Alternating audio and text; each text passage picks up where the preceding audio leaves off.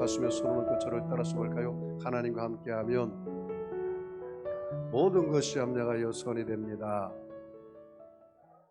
예수님과 함께하면 나의 미래는 찬란합니다. 성령님과 함께하면 나는 매일매일 모든 면에서 좋아지고 있습니다. 손을 높이 들고요. 하나님, 나는 존귀한 자입니다. 성도야, 너는 존귀한 자다. 사탄아, 나는 존귀한 자다.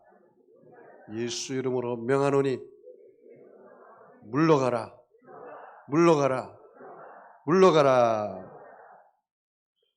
여러분은 존귀한 자처럼 생각하고 존귀한 자처럼 꿈꾸고 존귀한 자처럼 믿고 존귀한 자처럼 말하고 존귀한 자처럼 행동하면 어떤 사람이 됩니까? 존귀한 사람들이 됩니다.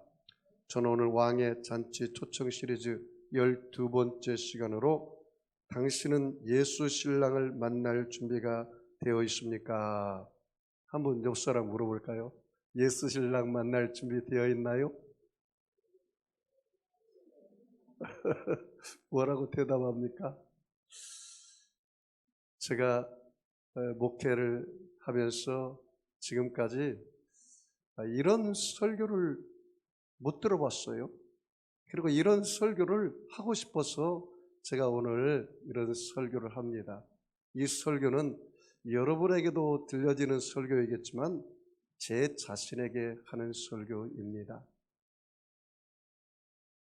나에게 일주일 동안 제가 계속 질문해 보았습니다.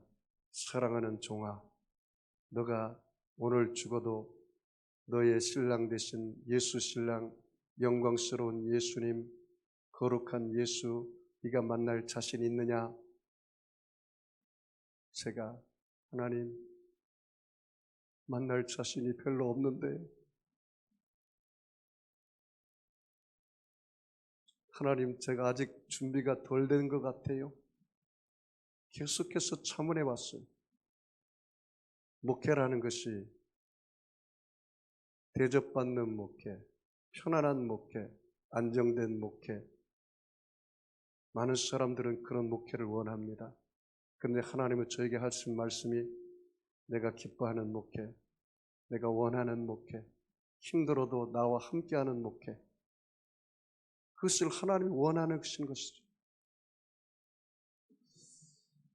여러분이 이 세상을 살면서 예수 믿는 사람들이 왜 이렇게 죄에 노출되고 능력 있는 삶을 살지 못하느냐? 그 원인이 어디가 있을까요? 여러분이 영원히 살 것처럼 사니까 그러는 거예요. 성경에는 4가지 죄만 나와 있습니다. 수만 가지 죄가 있는 게 아닙니다. 창세기 3장 3절 이하의 말씀 보니까 사탄이 뱀의 형상으로 찾아와서 하와에게 이야기합니다. 하와야, 이 선악을 과를 먹는 날에는 너가 결코 죽지 않고 너희 눈이 밝아져서 하나님처럼 되어 선악을 분별할 뿐만 아니라 너가 하나님같이 된다. 그렇게 말하는 거예요. 여기서 4가지 죄입니다. 세상에는 5만 가지 죄가 있는 게 아니에요. 사탄이 4가지 거짓말을 시킨 것이 그것이 바로 4가지 죄입니다. 첫 번째 죄가 이 선악과를 먹는 날은 뭐라고요? 결코 죽지 않는다. 여러분이 죽지 않을 것처럼 사는 것이 죄라는 사실이에요. 목사님, 그럼 어떻게 살아야 합니까? 당신 오늘 죽을 것처럼 살아라. 그것이 의의 삶이다. 당신이 오늘 마지막이라고 생각하면서 살아라.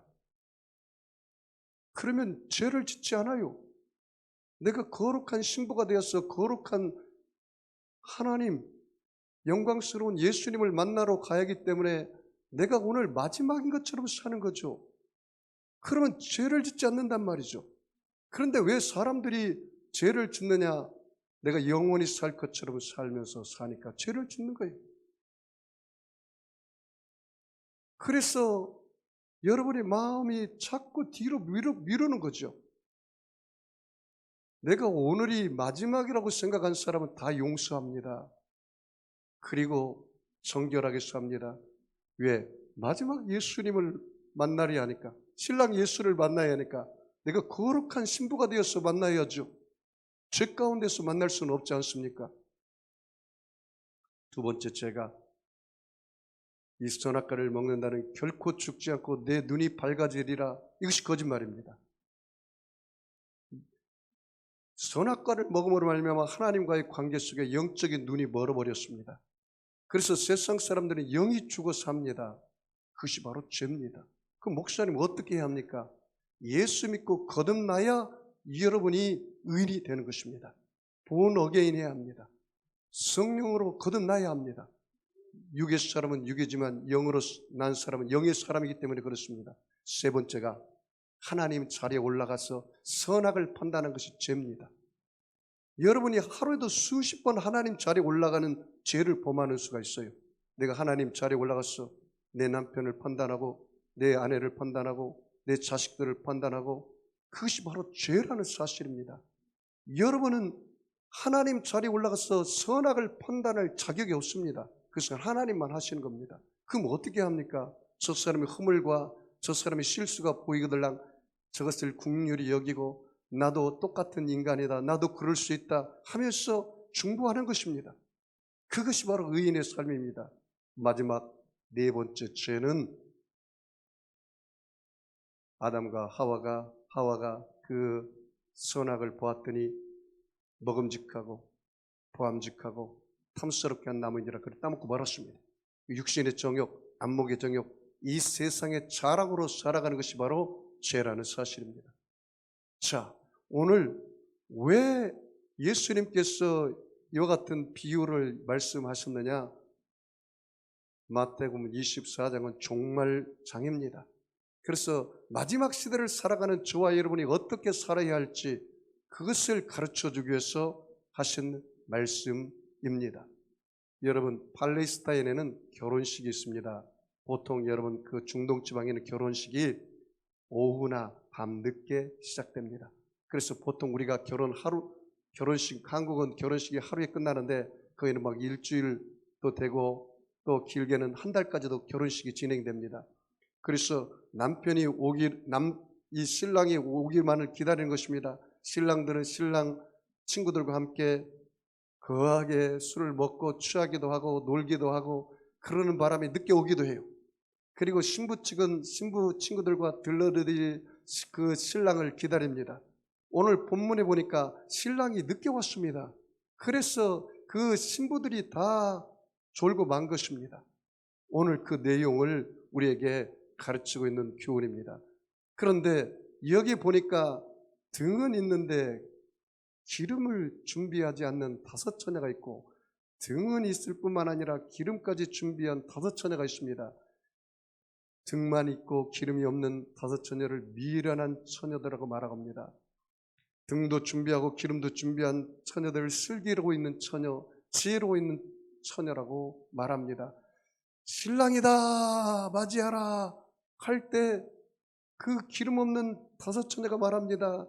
야, 너 기름이 좀 우리 빌려줘라. 우리가 기름이 다 떨어졌다. 그랬더니 그 기름 있던 그 5 처녀가 말합니다. 야, 이 기름 조금 남은 기름을 너에게 빌려주면 너와 우리가 다 모자라니까 시장에 가서 빨리 가서 사와라. 그래서 시장 가서 기름을 사왔습니다. 와보니까 이미 예수 그 신랑이 와가지고 잔치에 벌어지고 잔치 문은 닫혀버렸습니다. 그래서 이 지혜 없는 미련한 5 처녀가 문을 두드립니다. 주인이여 주인이여 문을 열어달라고 슬피 울며 두드렸지만 잔치 문은 열리지 않고 그리고 잔치가 끝나버리고 만 것입니다. 오늘 여러분 이 미련한 5 처녀를 통해서 우리가 배워야 할 교훈이 무엇가 있겠습니까? 자, 첫 번째로 우리 1절에서 5절까지 다 같이 읽습니다. 그때에 천국은 마치 등을 들고 신랑을 맞으러 나간 10 처녀와 같다 하리니 그 중에 5은 미련하고 5은 슬기 있는 자라.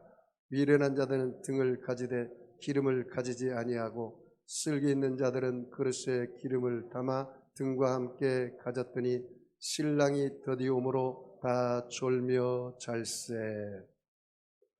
여기 보면은요, 미련한 5 처녀는 등만 가지고 있었다. 기름이 떨어졌다. 그래, 미련한 5 처녀와 지혜로운 5 처녀의 차이점이 뭐예요? 기름의 문제예요. 미련한 5 처녀는 기름이 없어요.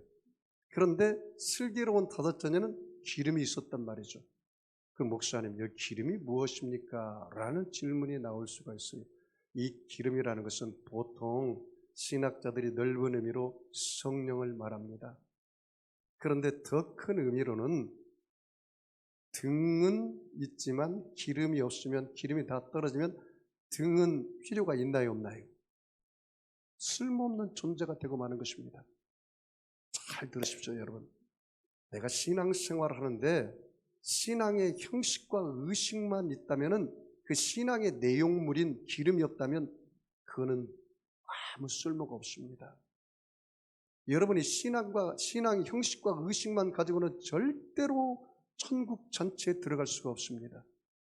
여러분이 교회만 왔다 갔다 하는 거, 이것은 어떻게 보면 신앙의 형식입니다. 여러분이 헌금을 드리는 거, 이것도 어떻게 보면 신앙의 형식입니다. 의식입니다. 찬양하는 거, 어떻게 보면 그것도 여러분이 마음이 없는 찬양은 의식이 되고 형식이 될 수가 있습니다. 여러분, 이 혼인잔치에 초대받은 초대장, 이것도 형식입니다. 그런데 여러분이 기억해야 할 것이 있어요. 이 5 처녀와 미련한 5 처녀와 슬기로운 5 처녀 모두 다 신랑을 기다리고 있었다는 사실이죠. 우리가 교회에 왔습니다.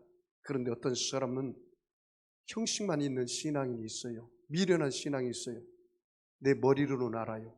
예수가 구세주인 거, 예수가 하나님의 아들인 걸 알아요. 예수가 언젠가 재림할 걸 알아요. 이 머리로만 아는 그 신앙은 바로 형식입니다. 그럼 목사님 어떻게 해야 합니까? 당신이 형식으로 알고 있는 그 예수를 이 등에다가 기름을 부어라. 기름이 뭡니까? 성령입니다. 여러분이 예수를 머리로 알지 말고 가슴으로 알으라는 거예요. 내가 예수님을 1대1 개인적으로 만나야 한다는 거예요. 예수님이 나의 구세주요, 예수님이 나의 하나님이라는 사실을 알고 그 예수님을 나의 인생의 주인으로 삼아야 한다는 거예요. 그것이 바로 신앙의 내용이 있는 것입니다. 이 기름을 준비하는 것입니다. 내가 죄인임을 알고 하나님 앞에 철저하게 내 죄를 회개해야 한단 말이죠. 그리고 내 인생의 주인이 하나님임을 알고 내가 철저하게 내 인생을 하나님께 의탁하고 맡기는 삶을 살아야 돼요. 이것이 기름을 준비하는 거예요. 주일이 됐으니까 와서 예배드리고 찬양하고 그냥 기도하고 형식적으로 간다면 그거는 기름 없는 신앙이에요. 형식과 의식을 내려놔야 돼요. 여러분이 철저하게 내 신앙생활이 형식이 내용을 대체할 수 없다는 사실을 깊이 깨달아야 하는 것입니다.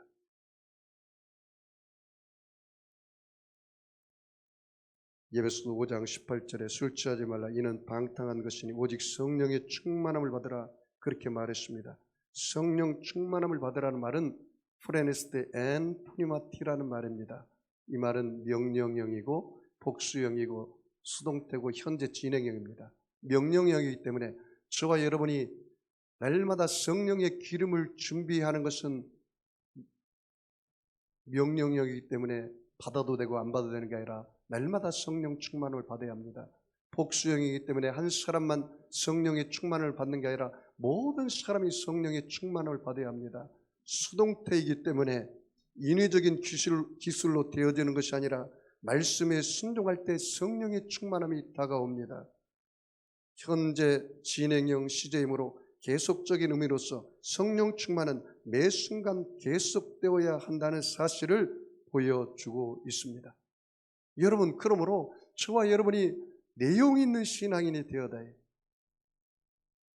말씀과 기도로서 날마다 거룩한 일생을 살 수 있도록 부단히 죄와 싸워야 돼. 내가 오늘 죽어도 내가 거룩한 신부가 되었어.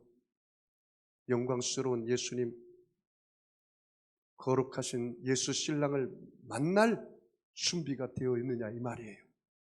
신앙 영식과 의식만 가지고는 안 된단 말이에요. 등만 가지고는 절대로 예수 신랑을 맞이할 수 없다는 사실이에요. 오늘 설교가 여러분의 일생일대를 변화시키기를 바랍니다. 나는 목사로서 지금까지 살아오면서 나는 이런 설교를 들어본 적이 없어요. 그래서 제가 이 설교를 하기로 작정했습니다. 목사, 너 지금 오늘 죽어도 예수 신랑 맞이할 자신이 있느냐? 그 질문을 매일 해보십시오. 그러면 여러분이 죄짓지 않습니다. 그리고 여러분이 능력 있는 삶을 삽니다. 왜요? 성령과 함께하는 삶을 살기 때문에. 자, 두 번째로 한번 우리가 살펴볼 일이 있습니다. 자, 6절, 7절, 8절, 9절 우리 다 같이 읽어보겠습니다.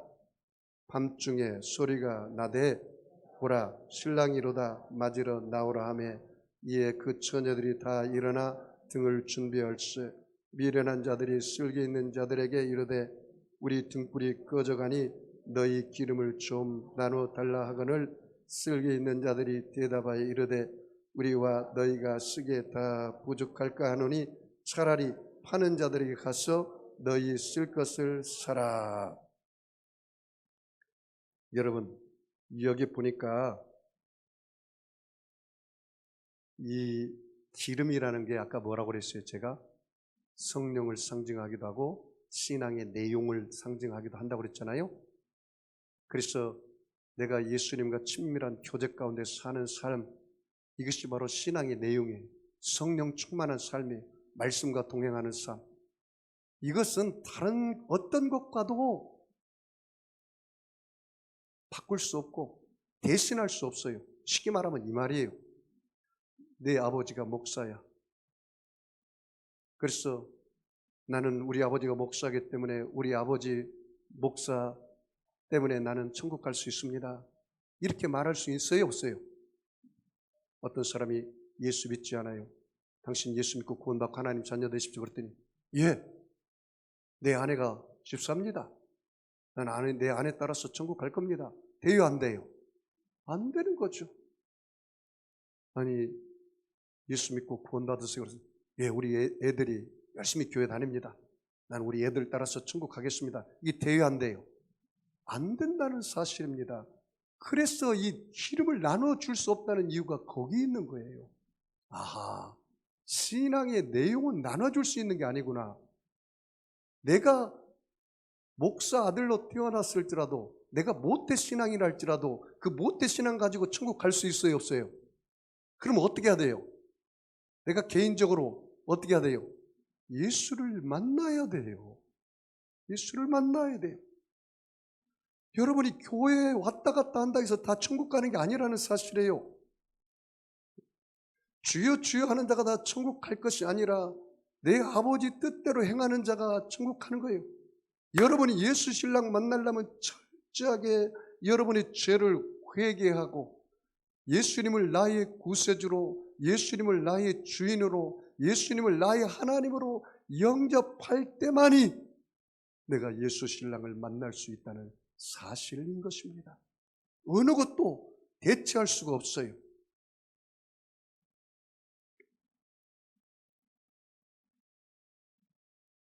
신앙의 삶은 누구도 대신할 수 없습니다. 당신은 하나님을 만난 사실이 있습니까? 당신은 거듭난 사실이 있습니까? 당신은 예수 그리스도를 나의 구주, 나의 하나님으로 고백한 적이 있습니까? 여러분 자신에게 오늘 한번 질문해 보시죠. 나는 우리 아버지 때문에, 나는 우리 어머니 때문에 교회에 왔지만 내가 개인적으로 그 하나님을 나의 주인으로, 나의 하나님으로 내가 인격적으로 그분을 모시고 내 죄를 회개하고 내가 철저히 거듭났어 주님 뜻대로 살려고 하는 그런 삶입니까? 그렇지 않으면 형식만 있고 의식만 있는 삶입니까? 형식과 의식은 등만 있는 살이라는 사실입니다. 세 번째로 우리가 한번 생각해 볼 것입니다. 자, 12절, 13, 11절, 10절, 11절, 12절 우리 다 같이 읽겠습니다.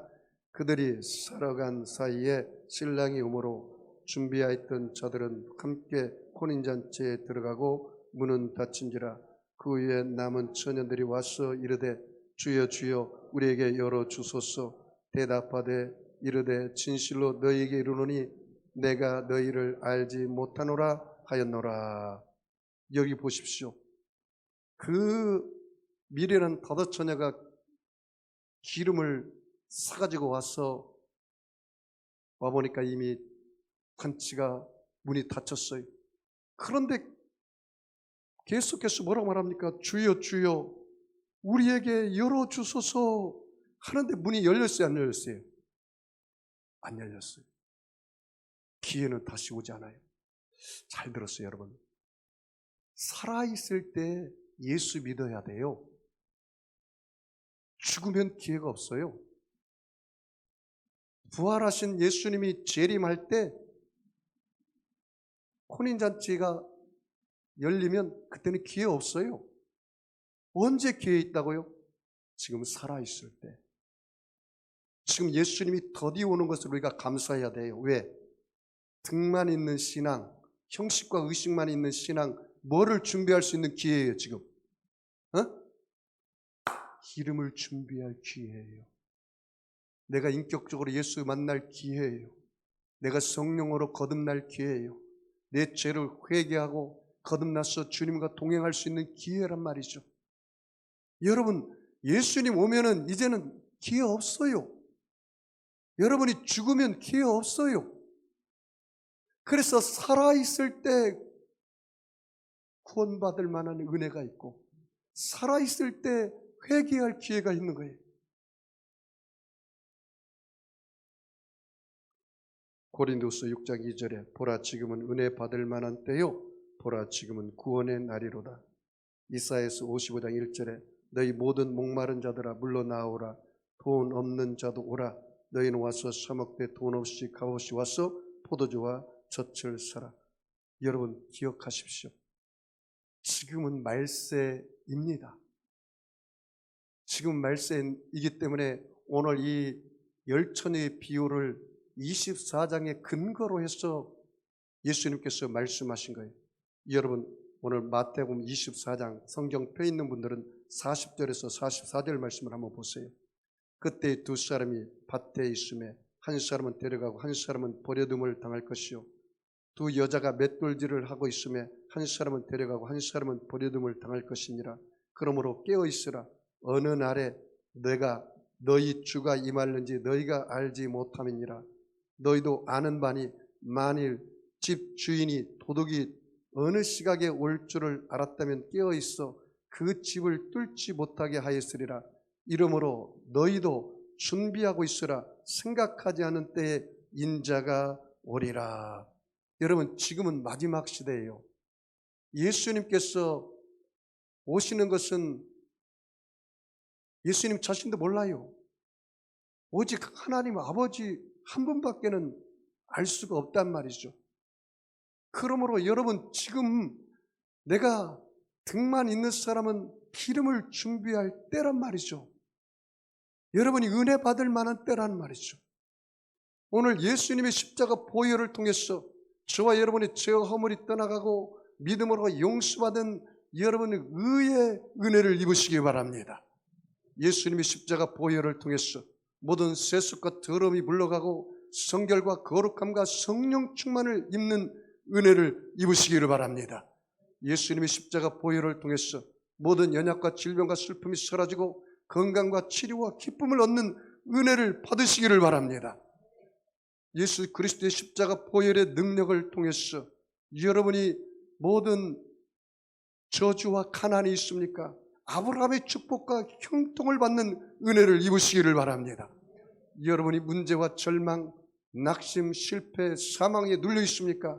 오늘 갈보리 십자가를 바라보고 예수님의 십자가 보혈의 능력을 통해서 여러분이 절망은 소망의 은혜를 입으시고, 문제는 응답의 은혜를 입으시고, 낙심은 용기의 은혜를 입으시고, 사망은 부활 영생 천국의 은혜를 입으시기를 바랍니다.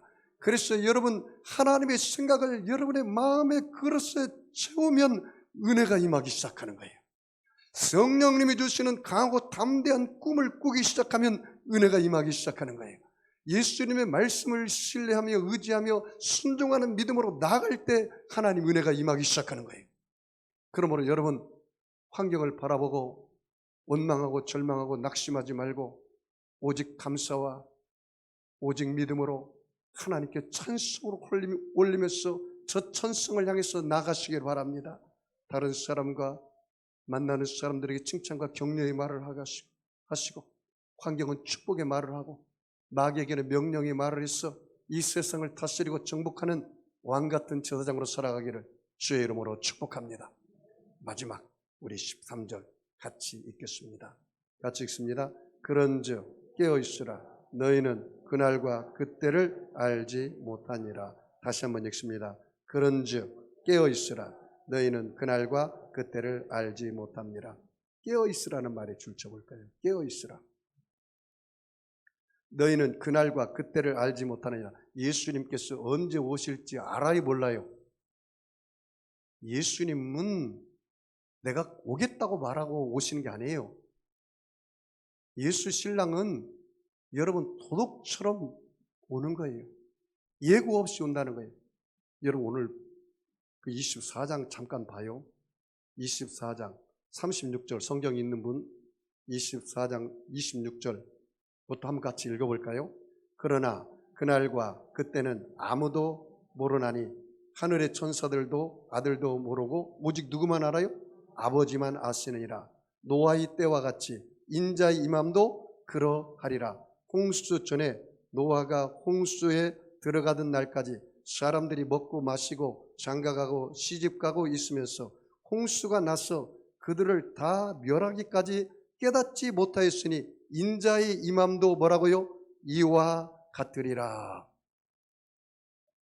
여러분 예수님 신랑 언제 오실지 몰라요? 예수 신랑은 도둑같이 예고 없이 온다는 사실을 여러분이 깨달아야 합니다. 많이 배우지 못한 한 세기의 영국과 미국을 뒤흔들었던 D.L. 무디 목사님이 있습니다. 그는 거의 초등학교밖에 나오지 못한 목사님인데요. 그런데 그 목사님이 그 당시에 미국과 영국을 뒤엎고 전 세계 복음의 횃불을 들게 했는데요. 그 D.L. 무디 목사님이 어느 날 죽음이 찾아오자 이렇게 말을 했다고 합니다. 땅은 물러가고 하늘은 열린다. 내 주께서 나를 위해 오신다 라고 말했습니다. 독일 고백교회 신학자였던 존 해퍼 목사님은 감옥에서 죽음을 맞이했습니다. 2명의 간수가 본 해퍼에게 말합니다. 마지막 시간이 되었습니다. 그래서 많은 동료들이 본 해퍼 목사님을 보고 눈물을 흘리며 슬픈 탄식을 하고 있을 때 그 목사님께서 마지막 죽음의 현장에 가면서 이렇게 고백했다고 합니다. 기뻐해 주십시오. 오늘은 내 새로운 삶의 시작입니다. 여러분 미국의 유명한 대통령인 아이젠하워 대통령이 임종 직전이었습니다. 빌리 그레이엄 목사님께서 그 아이젠하워 대통령께 가서 신방을 했습니다. 그리고 신방하고 이제 목사님께서 빌리 그레이엄 목사님께서 가려고 하니까 아이젠하워 대통령이 빌리 그레이엄 목사님 손을 붙잡으면서 목사님 나의 마지막 소원이 있습니다. 그 무엇입니까? 목사님 내가 하나님께 갈 준비가 안 되었습니다. 저를 도와주세요. 내가 예수님 만날 준비가 되지 않았습니다. 저를 도와주세요. 그래서 그 쪽복음을 가져갔던 그 빌리 그레이엄 목사님께서 아이젠하워 대통령에게 말합니다. 대통령님의 업적으로 하늘나라 갈 수 없습니다. 대통령님이 많은 그런 일을 했어도 천국 그걸로 갈 수는 없습니다. 대통령님의 지식이나 대통령님의 권력이나 명예를 가지고 천국 갈 수가 없습니다. 그러면 어떻게 합니까? 예수님을 나의 구주로 나의 하나님으로 영접하세요. 죄를 회개하고 예수님을 나의 구주로 나의 하나님으로 영접하십시오. 그리고 믿음으로 영접하면 하나님의 자녀가 되어서 예수님을 만날 수가 있습니다. 그 말에 아이젠하워 대통령이 복음을 영접하고 그리고 다시 신앙 고백을 했습니다. 그리고 이렇게 고백했다고 말합니다. 목사님 감사합니다. 나는 이제 준비가 되었습니다. 그게 마지막 죽기 전에 아이젠하워 대통령의 고백이었습니다. 목사님 감사합니다. 이제 나는 준비가 되었습니다. 사랑하는 성도 여러분, 여행을 갈 때도 준비해서 우리가 해외여행이나 또 국내 여행을 갑니다. 여러분, 이제 육체를 떠나면 영원한 여행을 가야 합니다. 여러분, 이 땅이 여러분의 고향이 아닙니다. 이 땅은 행인이요 나그네입니다. 지구라는 여간방에서 아무리 여러분이 오래 살아도 120년 만에 전세 기간을 살다가 다 떠나야 합니다. 우리가 가야 할 본향은 저 영원한 천국인데 그 영원한 천국을 가기 위해서 여러분이 준비하지 않는다면, 우리가 해외여행을 가기 위해서도 준비하는데 영원한 영적인 고향을 가기 위해서 준비하지 않는다면 이보다 더 어리석은 사람이 어디가 있겠습니까? 여러분, 예수 신랑 만날 준비가 되어 있습니까? 대답을 한번 해보세요. 예수 신랑 만날 준비가 되어 있나요? 좀 약한데요. 네? 하루하루 죄짓지 말고 능력 있게 살아가는 비결이 무엇일까요? 제가 계속 한 주간 묵상한 이 내용입니다. 왜 성도들이 능력 있는 신앙생활을 할까? 여러분, 예수님 언제 오실지 모른다고 더디 올 거라고 여러분이 준비 안 하면 안 돼요. 내가 오늘 마지막이라고 생각하고 사는 사람들은 게을러 터져서 신앙생활하지 않아요. 이 미래는 더덕처녀는 게을러 터졌어요. 왜? 신랑이 더디 올 거라고 생각하고 등만 준비한 거예요. 신앙생활을 여러분이 그렇게 안일하게 나태하게 안주하며 신앙생활하면 안 됩니다. 여러분, 주의 종이나 평신도 지도자들이 왜 타락하는지 아세요? 여기가 좁사오니 이만하면 됐지. 그때 타락하기 시작하는 거예요. 섰다고 생각하는 사람은 반드시 넘어지게 되어 있어요. 오늘 이 설교를 듣고 여러분이 도전을 받아야 돼요. 나는 내일이 없다. 나는 오늘만 있다. 아멘이 정말 없네요.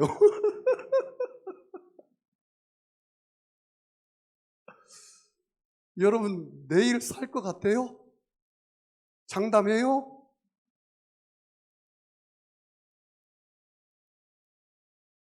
여러분, 생명을 하나님이 가져가면 오늘 끝나는 거예요. 오늘 예수님께서 천사들 나팔을 통해서 재림하면 오늘 끝나는 거예요. 천년 만년 살 것이 아니에요. 그래서 결심하십시오. 나는 오늘이 마지막이다. 나는 내 인생이 오늘이 마지막이다. 내 인생이 뭐라고요? 오늘이 마지막이다. 예수 만날 준비되어 있죠? 내일을 살지 말고 오늘을 살란 말이에요. 오늘 행복하게 살으라고. 오늘 목사님 좀 돈을 좀 벌면 내가 좀 행복할 것 같아요. 목사님 내가 명예와 권력을 좀 얻으면 내가 행복할 것 같아요. 천만의 말씀. 이거 무지개 따라간 인생을 살지 말아요. 미래는 너무나 막연해요. 추상적이에요. 힘이 없어요. 현재를 살아. 현재 신앙. 응? 현재 신앙.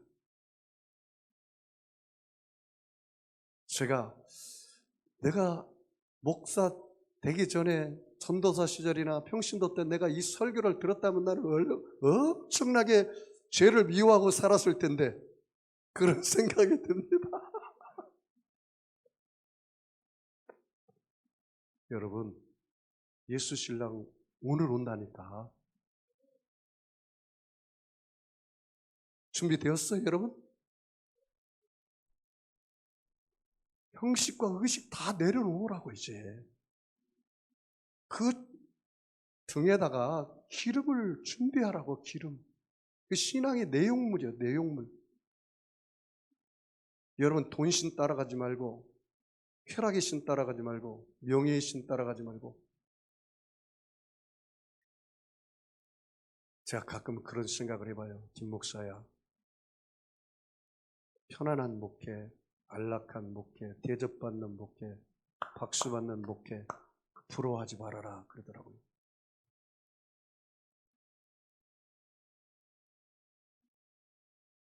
내가 기뻐하는 목회를 해라. 내가 기뻐하는 목회를 해라. 여러분, 이 송도 세계롭게 온 게 여러분이 수지 맞은 것으로 아십시오.